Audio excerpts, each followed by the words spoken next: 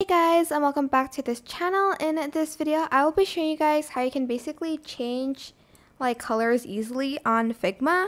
So basically, for instance, you have like some colors you want to change, but you don't want it to affect other colors.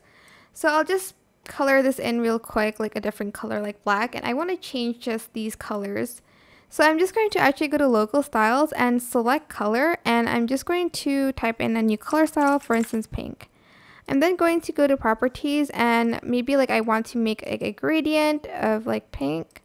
I can do that. Like here I can make this gradient. Is it already like 100%? Surely. Okay, something like that.